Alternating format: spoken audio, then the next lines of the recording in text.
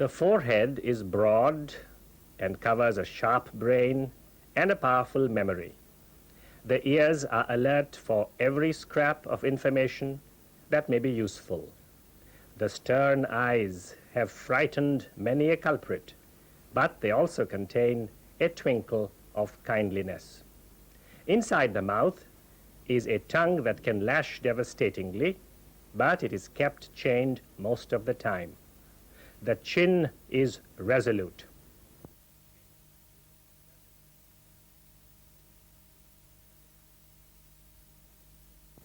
That chin belonged to one who made his decisions and carried them out. The decision to sacrifice his comfort and pleasures, to fight the British Empire, to bring into line 500-odd rulers, Rajas, Maharajas, Nawabs, and a Nizam. Yet, at his death on December 15, 1950, Vallabhbhai Patel left behind no home, no property, no assets. He lived for India, not for himself. His father, Jhaverdbhai Patel, was a peasant in the village of Karamsad, in Kheda district in Gujarat. Jhaverdbhai and his wife Ladbai had 5 sons and thereafter 1 daughter. Vallabhbhai was the 4th son. Vallabhbhai's schooling was in the village of Karamsad and in neighboring Petlad and Nadiad. Jhaverdbhai, the father, had no money to send any of his children to college. But Vallabhbhai and his brother Vittalbhai, who was son number 3, had large aspirations. Vallabhbhai had a secret plan to become a barrister in London. So had Vittalbhai, but neither knew of the other's hopes. The only way to realize the goal was to earn money and save it. And the obvious way to do that was to become a pleader. After matriculating, Vittalbhai and Vallabhbhai studied at home and by themselves for the pleader's test. Vittalbhai passed it in 1897 and Vallabhbhai at the age of 25 in the year 1900. Soon, both brothers were practicing law in the town of Borsad. Vallabhbhai Jhaverdbhai Patel, which was his full name, and his brother Vittalbhai Jhaverdbhai Patel were leading successful lives and living in their separate homes in Borsad. By 1905, Vallabhbhai had saved enough for a voyage to England and back, and for a 3-year course of law in London. He booked a passage for himself. The ticket was duly sent by Thomas Cook and Son, made out and addressed quite properly to Mr. V.J. Patel, pleader, Borsad, district Kheda. The Borsad postman faithfully delivered it to the house of Mr. V.J. Patel, Mr. Vittalbhai J. Patel. When he opened the envelope from Thomas Cook and Son and the ticket fell into his hands, he became convinced that it was his right to go to England before his younger brother. He said so to Vallabhbhai, who had sweated and scraped for that ticket. Vallabhbhai's response was prompt. Vittalbhai, he said, of course you should go first. The ticket is yours. We will look after the Vallabhbhai in your absence, and I will send you sufficient funds for your expenses in London. Willpower was Vallabhbhai's greatest asset. Toughness was one aspect of it. Self-denial was another.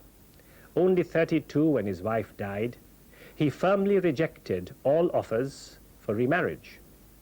And 3 times in his life, in 1929, 1936, and 1946, he allowed the presidentship of the Indian National Congress, which seemed to be coming his way, to go to Jawaharlal Nehru, because Mahatma Gandhi, whose lead Vallabhbhai had decided to follow, wanted Pandit Nehru to have it. Vallabhbhai was 35 when, in 1910, he finally made it to one of London's Inns of Court, the Middle Temple. Like his brother, Vallabhbhai also topped his class in the law finals. Returning as a barrister to India, he selected Ahmedabad as his base and flourished there. His English was much better than his Gujarati, his clothes were European, He was acknowledged as the undisputed bridge champion in Ahmedabad's Gujarat club, and his earnings were multiplying. But his life of comfort and his journey towards eminence was jolted in 1915 by the arrival in Ahmedabad of another Gujarati barrister, but one who had ceased practicing law, a man called Mohandas Karamchand Gandhi.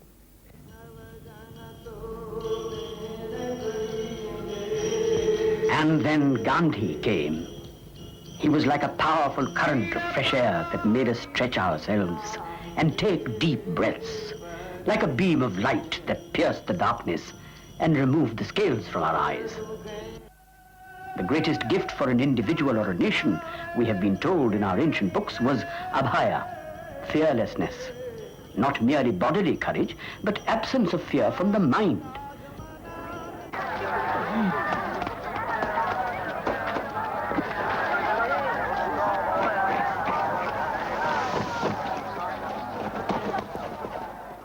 Gandhi's ideas of ahimsa and satyagraha seemed impractical to Vallabhbhai, who regaled fellow members of the Gujarat club with sarcastic remarks about the newcomer to Ahmedabad. It was Gandhi's stand in Champaran in Bihar in 1917 that totally changed Vallabhbhai's attitude. A European official had ordered Gandhi to leave Champaran district, where Gandhi was assisting poor indigo cultivators.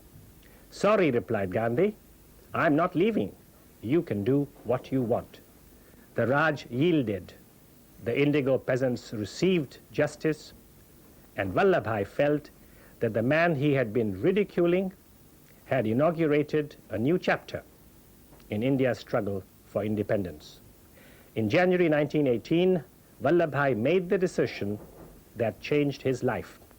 Gandhi, now working to help the peasants of Kheda district in Gujarat, had said that he needed someone from Ahmedabad who would work full-time at his side.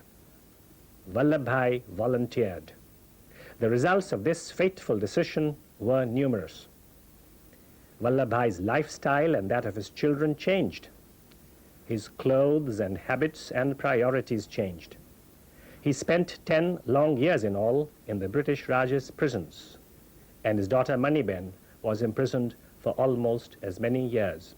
Vallabhbhai's personality also changed. Maulana Shaukat Ali had called him a volcano wrapped in ice. Vallabhbhai's exterior remained cool and inscrutable, but the volcano inside changed its character. Now it emitted not just anger at the injustice of rulers, but care and concern for the suffering. The most dramatic event with which the Gandhi-Vallabhbhai partnership was connected was, of course, the freedom of India in 1947. The partnership was a crucial element in the national effort that brought it about.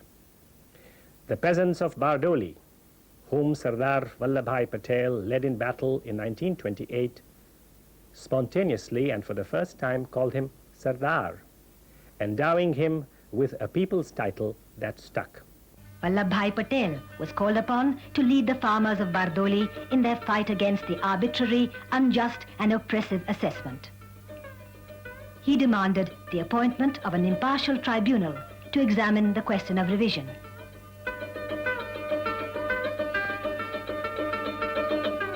The peasants of Bardoli accepted Vallabhbhai Patel's leadership and resolved not to pay the tax at all. The governor of Bombay had declared that he would use all the resources of the empire to crush the movement. The police let loose a reign of terror. Their hirelings raided homes and cattle. They seized the farmers' land and auctioned it at absurd prices.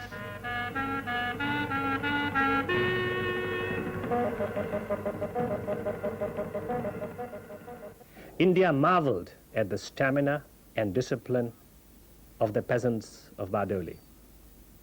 They had been inspired by their general, by his fearlessness, his mastery of every detail, his grip over all his soldiers, and his care for each of them, and by his eloquence. Sarcasm, peasants' proverbs, and ridicule poured out of Vallabhbhai's lips.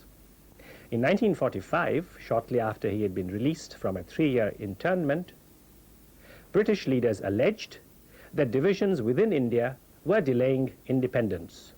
Retorted Vallabhbhai, "Let the British give Indians 1 week's rule over Britain. I promise dissensions in Great Britain so that England, Wales and Scotland would be wrapped in eternal quarrels." Jawaharlal Nehru called Vallabhbhai a tower of strength which revived wavering hearts. When he first met him in 1916, Gandhi wondered what help this haughty-looking man would give. Rajaji said that Vallabhbhai was force incarnate, but a very human and warm heart throbbed inside the tough Sardar. K.M. Munshi has recalled, "In 1940, says Munshi, we were together in Yaravda jail. The Sardar laughed, he cracked jokes, he told funny stories. He became our housekeeper, prepared tea for us, and looked after our food. And when I was laid up with a serious illness," continues Munshi, "I saw the Sardar watching me with tender solicitude." On the day he was brought to the jail, when I was with him, he was not quite well. He was suffering from some intestinal trouble. And I could see the intestines working crossways. On the surface I could see that. But he didn't bother about it. He didn't take service from any of us. But in the morning, he used to get up early. He prepared tea for all people and gave tea to everybody. That is how he served all people. And he used to hold his intestines like that with his hand and work all the while. But he didn't tell anybody about it, didn't ask for any help. On the contrary, as I said, he took great delight in being of service to other co-prisoners in the yard. That is why he was, though he was a man of iron, he was as soft as a flower in his heart, in his relation to people also. When the British left in 1947, there were on the subcontinent 562 pockets ruled by Rajas, Maharajas or Nawabs. Added up, the territory came to 2/5 of the country. Each of these rulers had the option to join either India or Pakistan, or to claim independence. Today's map of a unified India is in a significant measure Vallabhbhai's feat, gained by his firmness and sincerity.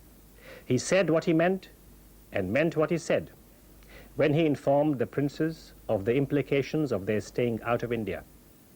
He said what he meant and meant what he said when he gave them assurances regarding their personal future. He created confidence in the princes that they would be fairly treated. This creation of confidence was a remarkable achievement because it wasn't as if he had known them before. And he was the one who was able to instill this confidence in the princes. And it was that in itself could be said to be a remarkable achievement. Also, he took a very practical view. And this is something which in those days was quite astonishing, because he was able to say that he was able to persuade his colleagues to agree to the princes being given a privy purse. And his argument was this, that what we are taking from the princes is an enormous amount of, if you put it in terms of money, an enormous amount of money. And what we are giving back to them is only a fraction. It may seem large as an income for an individual or a family, but they have also special responsibilities. And this was another characteristic of Sardar, that he was able to visualize problems which other people have to face. Unbending before the power of man, Vallabhbhai humbled himself before the Almighty. The letters he wrote from prison convey this note. In 1934, when he was in Nasik jail, A friend and colleague of his, called Phulchand Bapuji Shah, died in Nadiad. Phulchand Shah was an active, warm-hearted man, always surrounded by a number of human beings. But when he died, he was all alone. All relatives, friends, and colleagues were, for one reason or another, far away. Vallabhbhai referred to this irony in a letter he wrote to his daughter Maniben and added a Gujarati verse. Kona choru, kona vachru, kona maine bapji, antakale javu ekla, saath punya ne papaji. We go alone in the end, with our good deeds and our lapses. Sardar Vallabhbhai Patel was a human being with weaknesses. His tongue hurt quite a few people, and he had strong dislikes.